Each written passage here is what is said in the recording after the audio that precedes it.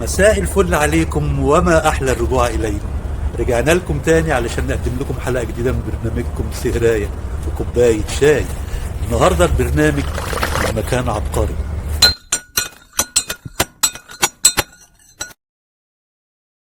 سهراية وكوباية شاي وحكاية بيعزفها الناي، السهرة هتحلوي عالم، إياك حد يقول مش جاي.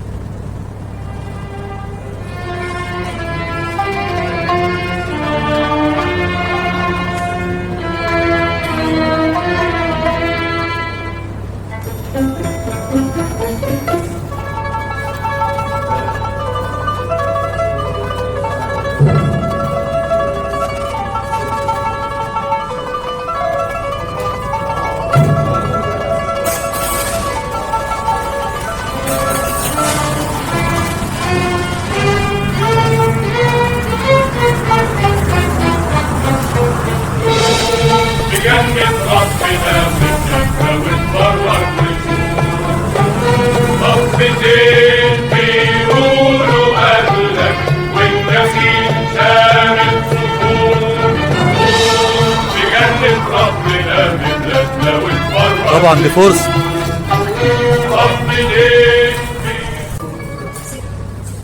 من قصر الأميرة سميحة كامل. يقولون عنها هنا أنها المثال الحي لصدق النية. الأستاذ يحيى رياض مدير مكتبة القاهرة العامة في الزمالك وفريق العاملين معاه بيقدموا عظمة في هذا القصر، قصر الأميرة سميحة كامل.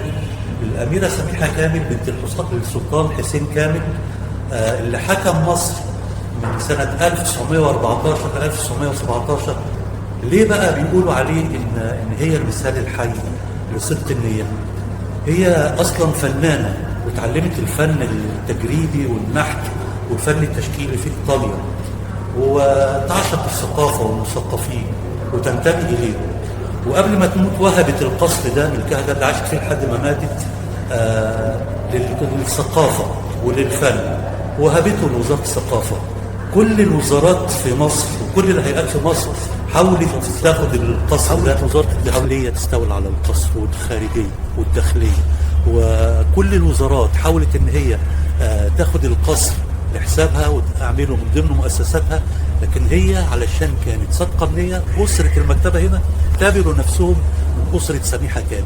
لو تشوفوا الرعاية اللي بيرعوها للمكتبة والنظافة وكل اللي بيعملوه بالخدمات اللي بيعملوها خدمة للمكتبة، تقولوا فعلا دي أسرة الأميرة سميحة بنت السلطان حسين كامل. معايا علشان أنا هشرح لكم في باقي القصة باقي القصة بتاعت سميحة كامل وحكاية مكتبة القاهرة.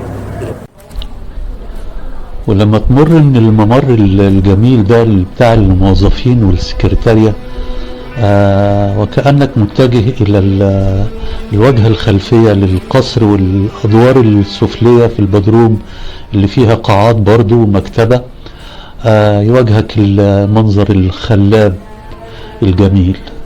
شمس الأصيل شمس الأصيل. والأستاذ يحيى رياض كان عمل سردية بتحكي عن الأميرة سميحة وقصرها، وكان أهم مراجعه 3 سويديات، كتاب 3 سويديات في القاهرة كانت ألفته مؤلفة اسمها آن إدلستان. اتعرفت على الأميرة سميحة وقعدت معاها وحكت لها تاريخ حياتها، وازاي ان هي اشترت القصر من عائلة موسى قطاوي، العائلة اليهودية. اشترت منهم القصر سنة 1948. العائلة دي من أصول هولندية، لكن جدهم الأكبر كان بيشغل منصب رئيس مصلحة صك العملة في عهد الخديوي عباس. المكتبة بتحوي مخطوطات ثمينة جدا وكتب قيمة ووثائق تاريخية مهمة قديمة جدا.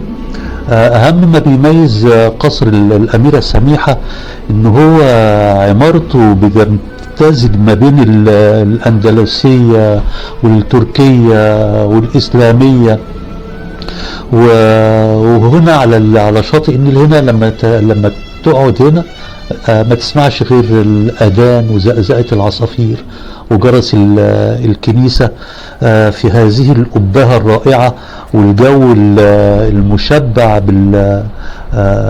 بالشغف اللي تقدر تكتب فيه وتبتكر فيه وتألف فيه. شيء جميل جدا. الأستاذ يحيى رياض وثق هذه السردية اللي بتوصف القصر وصف كامل، وبتحكي عن حياة الأميرة سميحة اللي كان مليان بالمآسي والحزن. المكتبة بتحوي زي ما قلت وثائق وكتب قيمة جدا وسرديات وسيديهات، شيء عظيم جدا.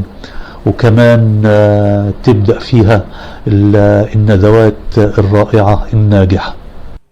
أرحب بكم جميعا في مكتبة القاهرة بكرة التي دائما يسعدها لقاء الإذاعيين الكبار وكل